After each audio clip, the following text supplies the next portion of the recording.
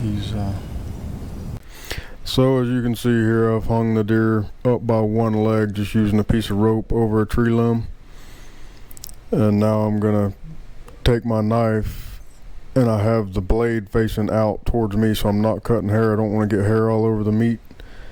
I put my knife blade inside the skin facing out, and I'm cutting it from the inside out. Obviously I'll make my first cut where I cut the hair and then stick the knife blade in and ring around the legs. And now I go down the line of the brown and the white on both hind legs to the butthole, and then I'm just basically going to pull that down.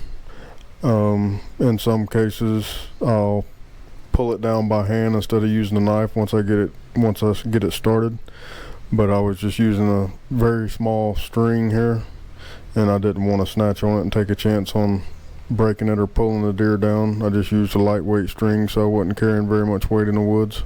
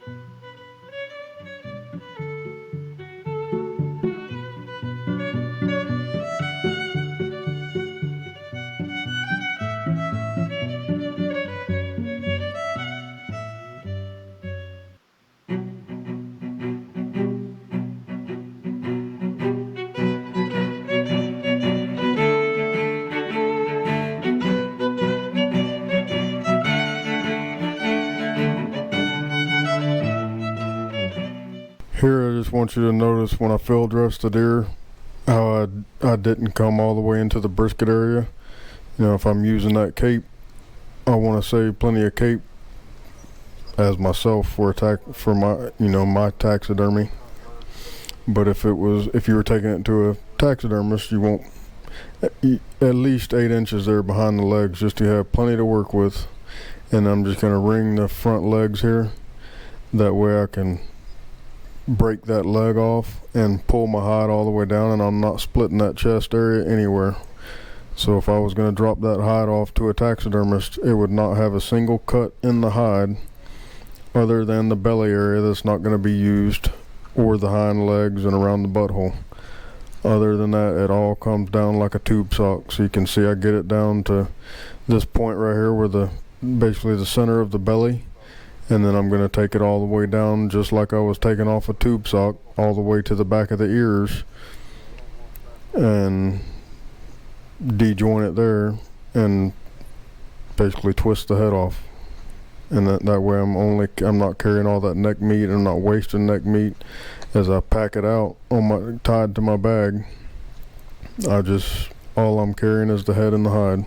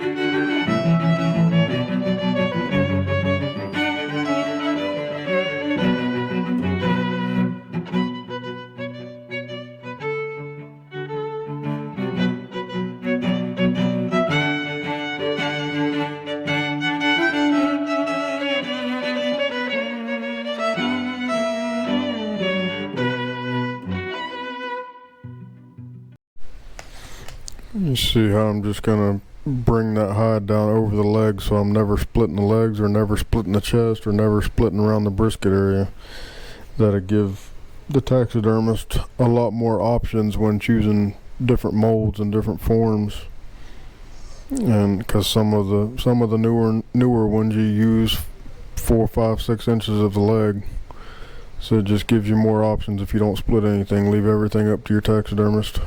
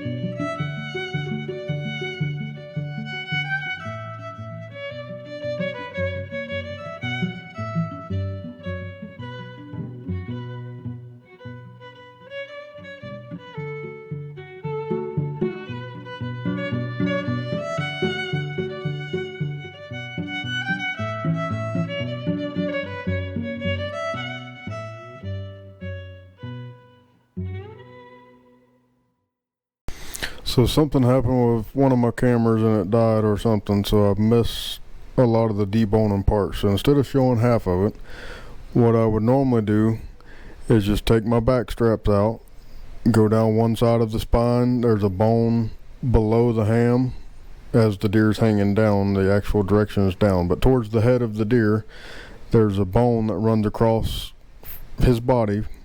You can feel it with your finger, and from that I make a lateral cut, perpendicular to the spine, and then follow that down one side of the spine and remove the back strap going all the way behind the shoulder blade. Do the same thing on the other side. Then I'm gonna basically clean up my shoulder blade while it's still attached. Then I can de-joint it. Well, there's no joint there, but I can remove the front shoulder and get the inside of the meat.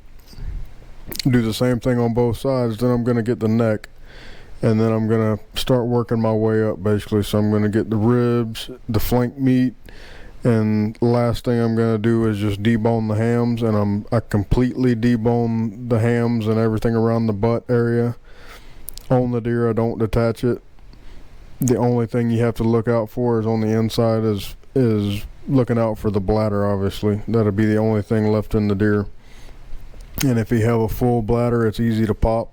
So just watch out for the bladder. If it's not full, it's just the size of a marble, and you'll see it. But that's it. Then I put it in the meat in the sealable Ziploc bags, basically, that I use for my hides in the taxidermy shop.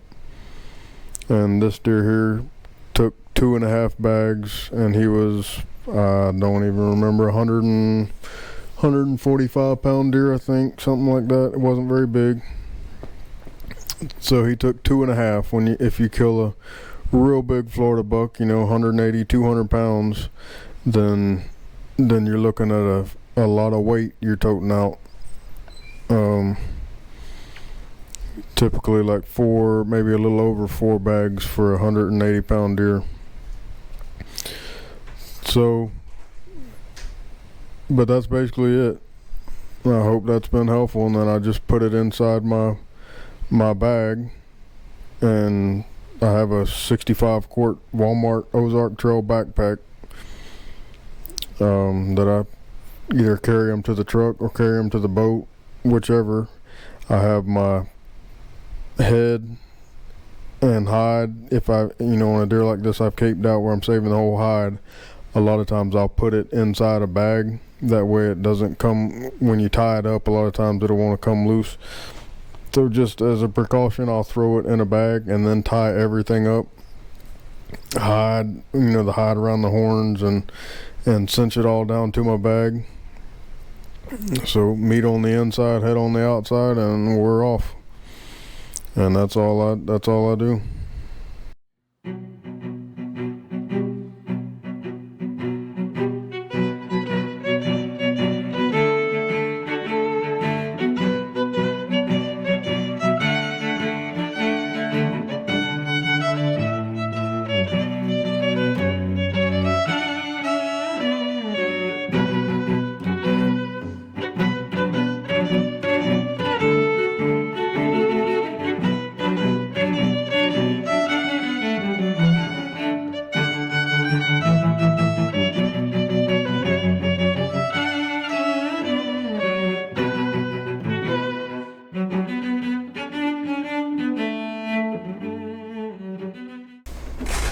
As for my bag,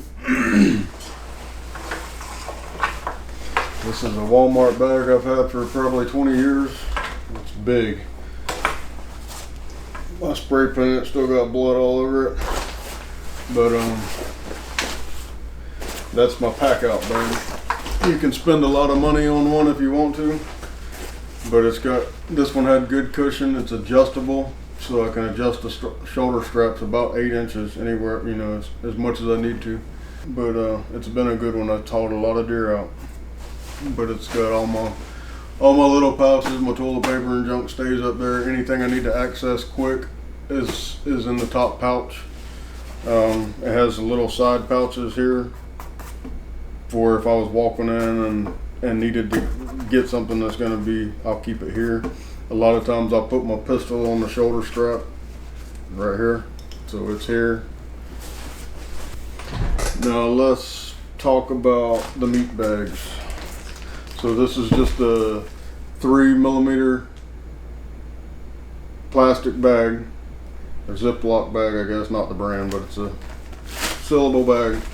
But I buy them by the case for the taxidermy shop, so I'm ordering them from Second to Nature Taxidermy Supply or whoever's the cheapest. But the string, I tied a pulley on there just because I had it laying there when I did it, and I don't have to. That's for throwing over a limb, and I don't have to find a stick or whatever. It's always tied on there, so I can just undo my string and throw it over a limb.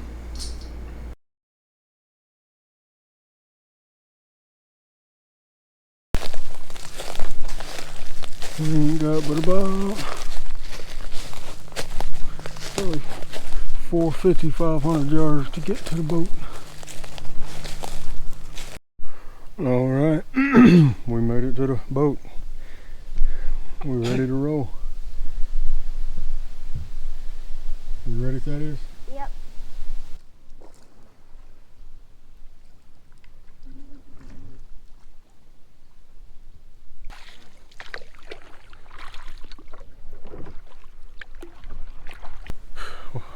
Well, hopefully you can hear me. I got this mic underwater, but we made it back. We're all loaded up. I'm ready to head to the house. So I hope you enjoyed it. Thanks for watching, and we'll see you on the next one.